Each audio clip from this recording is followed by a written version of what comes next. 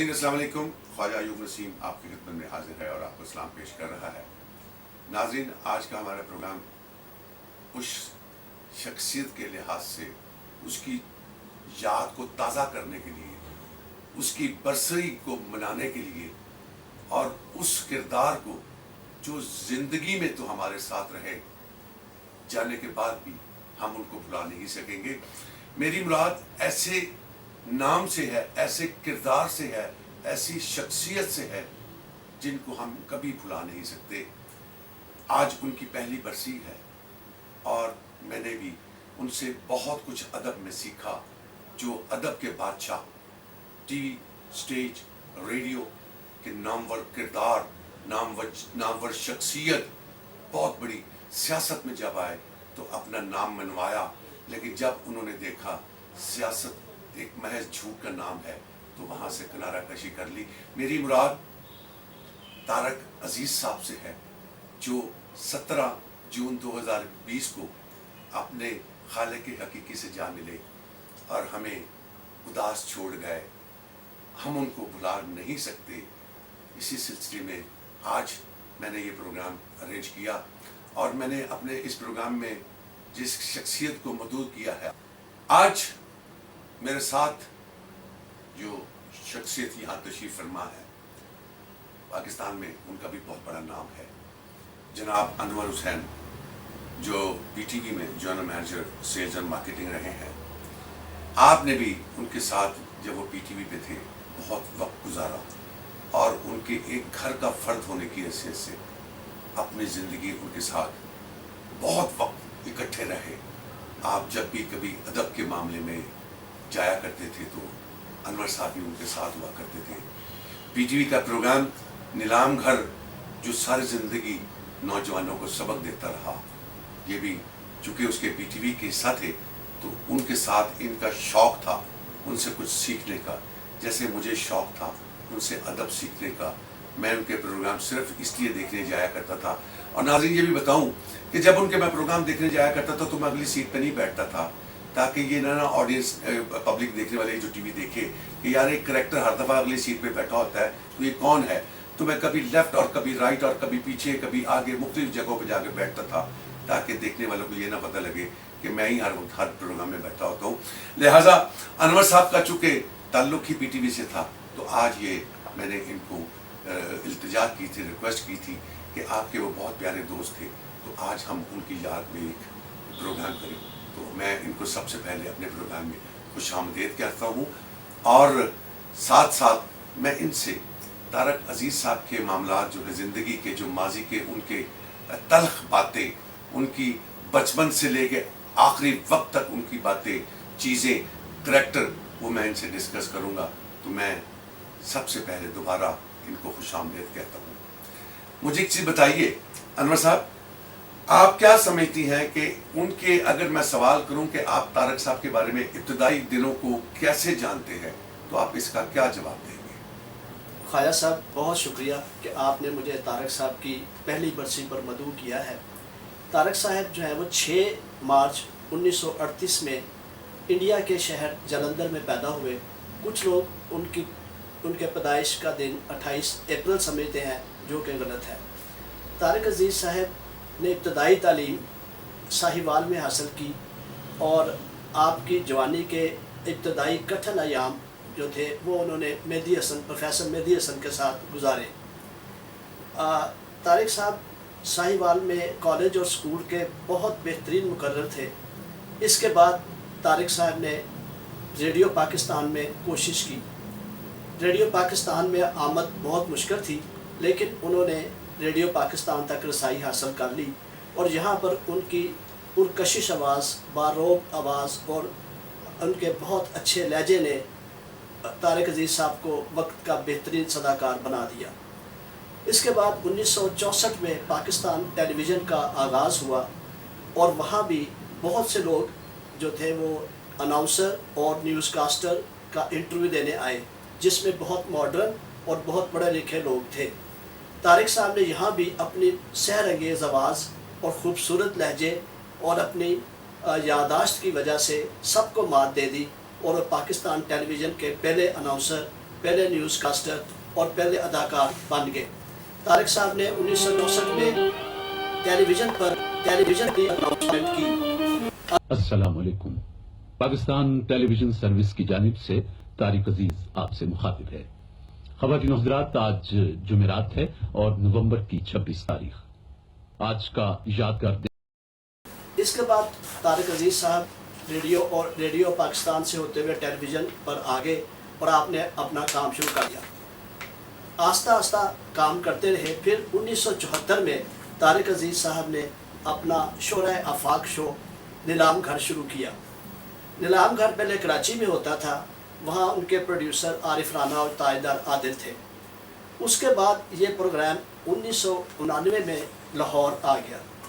لاہور میں ان کے پہلے پروڈیوسر ایوب خاور اور حفیظ طاہر تھے۔ ایوب خاور بھی، اور یہ دونوں جو تھے یہ صاحب کتاب شاعر تھے۔ طارق عزیز صاحب پروڈیوسر کو لے کر انارکلی بازار جایا کرتے تھے اور وہاں سے مفت تحائف حاصل کر کے لوگوں میں تقسیم کر دیا کرتے تھے۔ طارق صاحب کا نیلام گھر بہت مشہور ہوا اور وہ لوگوں کے گھر کے ممبر بن گئے۔ اس شو سے انفارمیشن اور تعلیم اور جو تھا تفریح، یہ تینوں چیزیں حاصل ہو جاتی تھی۔ تو طارق صاحب نے پھر آہستہ آہستہ آپ نے جو تھا وہ 1999 میں واپس آنے کے بعد انہوں نے ان کو 1992 میں 92 میں ان کی خدمات کے عوض پرائڈ آف پرفارمنس دیا گیا۔ جنرل محمد ضیاء الحق طارق صاحب کو مبلغ اسلام کہتے تھے۔ اس کے بعد آپ نے 92 میں آپ کو مل گیا پرائڈ آف پرفارمنس، اور پھر آپ نے آپ کا جو سیاسی کیریئر تھا وہ آپ نے پیپلز پارٹی سے شروع کیا، اور آپ ذوالفقار علی بھٹو کے بہت قریبی ساتھی تھے۔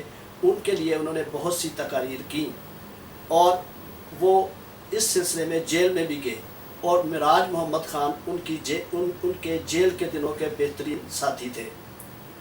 اچھا جی، طارق صاحب نے اس کے بعد انور صاحب میں آپ کو معاف کیجیے گا، میں کٹ کر رہا ہوں۔ جی جی گزارش یہ ہے ناظرین کہ میرے پاس 8-9 سوال موجود ہیں جو میں چاہ رہا تھا کہ انور صاحب سے میں آہستہ آہستہ ٹرن بائی ٹرن سوال کرتا رہوں، اور پہلے دن سے لے کے ان کے آخری دن تک کے جو سوالات تھے وہ میں ان سے ٹرن بائی ٹرن پوچھتا رہوں۔ لیکن طارق صاحب کی سلسلے میں طارق صاحب کے ساتھ جو انور صاحب کا محبت یا روابط یا پیار جو جتنا تھا وہ آج ثابت ہو گیا کہ جب انہوں نے انور صاحب نے اپنی گفتگو کا سٹارٹ ہی لیا ہے تو انہوں نے اے سے لے کے آخری دن تک کی سٹوری ہمیں بتانی شروع کر دی ہے۔ لیکن میں کچھ یہ چاہتا ہوں کہ کچھ سوالات میں بھی ساتھ ساتھ آپ سے کرتا رہوں، چونکہ بچپن کے سوال آپ نے بتائے ان کے بارے میں، لیکن یہ میں پوچھنا چاہ رہا ہوں کہ آپ مجھے بتائیے کہ جو چیزیں لوگوں کو نہیں پتا وہ بھی تو بتانا چاہتے ہیں۔ وہ ایک مثال تھی اس عوام کے لیے، طارق عزیز صاحب پاکستانی نوجوانوں کے لیے ایک مثال ہے، تو ہم ان سے بہت کچھ سیکھتے رہے ہیں۔ آپ مجھے بتائیے وہ اپنے بچپن میں جب وہ اسٹوڈنٹ تھے اسکول میں، تو آپ ان کے بارے میں اسکول لائف کے معاملے میں کیا جانتے ہیں؟ اسکول لائف میں طارق عزیز صاحب جو تھے وہ بہترین مقرر تھے۔ AZ کے شیر دل جو تھے وہ ان کے کلاس فیلو تھے، اور وہ چیف سیکرٹری پنجاب بھی رہے۔ طارق عزیز صاحب ساہیوال کے شاعر مجید امجد سے بہت پیار کرتے تھے۔ اس کے بعد آپ جب لاہور تشریف لے آئے تو انہوں نے بڑے کٹھن دن گزارے اپنی جوانی کے، اور ان دنوں میں ان کا ساتھ جو تھا وہ پروفیسر مہدی حسن کے ساتھ تھا۔ آپ بتاتے ہیں کہ آپ بعض اوقات باٹی گیٹ کے جو چوراہا تھا وہاں پہ بھی رات کو سو جایا کرتے تھے، اور صبح تیار ہو کے ریڈیو پاکستان چلے جایا کرتے تھے۔ یہ بھی طارق عزیز نے مجھے بتایا کہ انہوں نے راج گڑھ میں ایک مٹھائی کی دکان کا بنائی کمرہ جو تھا وہ کرائے پہ لے رکھا تھا، اور جب وہ وقت پہ کرایہ نہ دے سکتے تو ان کا جو مالک دکان تھا، جو مالک کمرے کا جو مالک تھا، وہ ان کی سیڑھی کھینچ دیا کرتا تھا، لکڑی کی سیڑھی کھینچ دیتا تھا، تو وہ ان کا نیچے آنا بہت مشکل ہو جاتا تھا۔ پھر کافی منت سماجت کے بعد وہ سیڑھی لگا دیتا، اور طارق صاحب اور پروفیسر مہدی حسن کو نیچے بلا کر ان کو زبردستی ناشتہ کروا کر بھیج دیا کرتا تھا۔ وہ بڑا شریف النفس انسان تھا، اور بعد میں ان کو دیکھ دیکھ کے ہنستا رہتا تھا۔ یہ طارق صاحب کے 1-2 واقعات ایسے ہیں جو لوگوں کو شاید نہ پتہ ہوں۔ انور صاحب، आपकी ये बातें ज़रूर सच हैं, और ये तारक अजीज साहब के मामले में कोई बात ढकी छुपी नहीं है। जिन करेक्टर्स को हमेशा हिस्ट्री याद रखती है, जिन किरदारों को, जिन शख्सियतों को हमेशा हिस्ट्री लिखती है, जिनको हिस्ट्री कहा जाता है, तारक अजीज साहब उनमें से एक किरदार हैं जो हमेशा लोगों के दिलों में बसते रहेंगे। आज हम जिंदा हैं, कल हम जिंदा नहीं होंगे, फिर हमारे बच्चे होंगे। तो तारक साहब के मामले में ये एक नॉलेज जो आप हमें दे रहे हैं, मैं समझता हूँ कि जो लोग इससे इस्तिफादा हासिल करना चाहेंगे उनके लिए बहुत फ़ायदा मुफीद होगा। आपने बचपन की बातें की, बचपन में जितने माजी में बड़े बड़े नाम हैं हिस्ट्री में, उन सब का किरदार बचपन से ऐसे ही रहा जिस तरह तारक साहब ने अपनी ज़िंदगी गुजारी। मैं अब उनकी जवानी के मामले में आपसे एक सवाल करना चाहता हूँ कि उनका हल्का अहबाब बहुत बेतकल्लफ हुआ करता था, तो कोई ऐसी बात उनके हल्का अहबाब से बताइए जिससे मेरे नाज़रीन को भी उनकी ज़िंदगी के बारे में समझ लगे। देखिए, तारक साहब का हल्का अहबाब तो बहुत वसी था, मगर उनका हल्का अहबाब जिनमें वो तो फ्रैंक थे, मगर उनका वो हल्का अहबाब जिसमें वो बेतकल्लफ थे बहुत छोटा सा था। तारक साहब महफिल के आदमी थे, और वो जब भी महफिल में जाते तो महफिल को बहुत चार चांद लग जाते, और वो अपने अंदाज में हंसते थे बैठ के, और जब वो हंसते थे तो उनकी आंखें भी हंसती थी। और तारक साहब बड़े मज़ाक के आदमी थे, और वो महफिल को कुश्ते ज़ाफ़रान बना देते थे। वाह। तो वाह। तारक साहब जो थे वो उन्होंने अपने प्रोग्राम के साथ बच्चों की तरह प्यार किया। अपने प्रोग्राम नीलाम घर के साथ बच्चों का जैसा प्यार किया।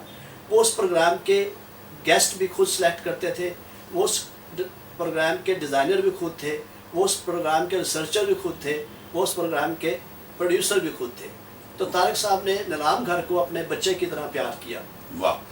अनवर साहब, बात यह है कि जितनी बातें हम करते जाएं प्रोग्राम लंबा होता जाएगा तारक साहब के लिए, तो हमें मैं समझ रहा हूँ कि घंटे चाहिए प्रोग्राम की ज़िंदगी में करने के लिए।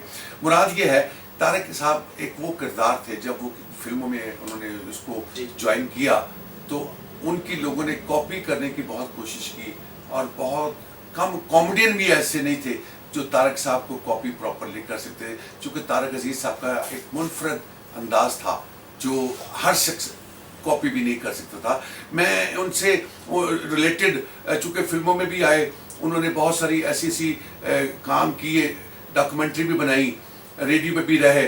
उनके बारे में मैं एक सवाल पूछना चाहता हूँ, आप चूँकि बहुत क्लोज रहे हैं, उनके स्क्रिप्ट कौन लिखा करता था उनके ये प्रोग्राम्स के? ये बहुत अच्छा आपने सवाल किया।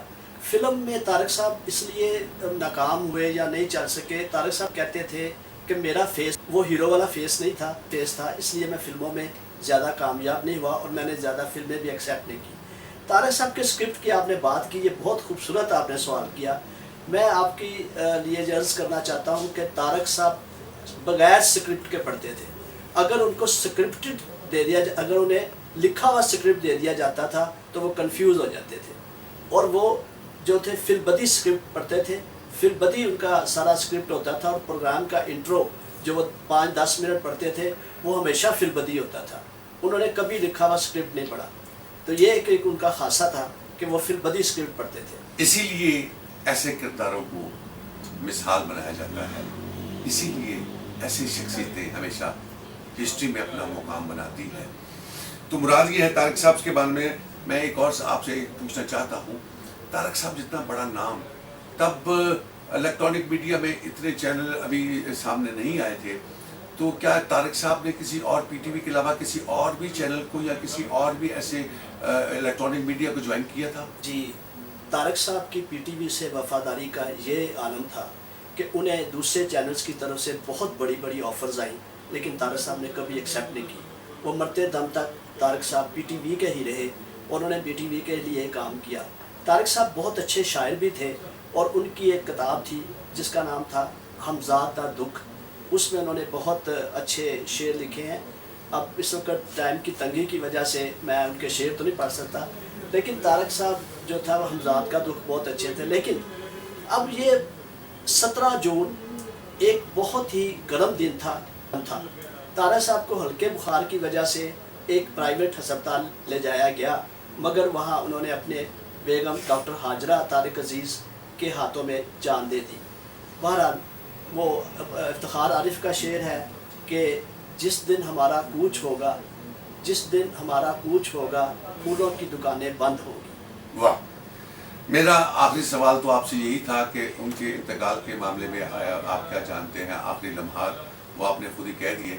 بہرحال ناظرین، آج کا یہ میرا پروگرام طارق عزیز صاحب کی، ہم ان کے بارے میں کچھ آگاہی آپ کو دینا چاہتے تھے، اور ان کی برسی میں ہم بھی کچھ کردار ادا کرنا چاہتے ہیں۔ ہم آج الحمدللہ اللہ تعالیٰ کے حضور، اللہ تعالیٰ کے ہاں بہت دعا کرتے ہیں کہ ان کی آخرت اللہ تعالیٰ ہمیشہ اچھی رکھے، آمین۔ اور ان کو جتنی خوشیاں، وہ جو کردار کے مالک تھے، ان کی طرف سے کبھی کسی کو تکلیف نہیں ہوئی تھی، تو اللہ تعالیٰ نے اچھے لوگوں کی نشانیوں میں سے یہ نشانی سب سے زیادہ بتائی ہوئی ہے کہ وہ شخص ضرور جنت میں جائے گا جو کبھی کسی کی دل آزاری نہیں کرے گا۔ اس کے ساتھ ہی ناظرین میں آپ سے اجازت چاہوں گا، اور انشاءاللہ طارق عزیز صاحب کے لیے میں ایک اور پروگرام کرنا چاہوں گا۔ اگر آپ دیکھنا چاہتے ہیں تو میرا چینل سبسکرائب کیجیے، لائک کیجیے، اور آئیکن کے بٹن کو ٹچ کیجیے تاکہ اگلے پروگرام کی بھی آگاہی آپ تک پہنچ سکے۔ خدا حافظ۔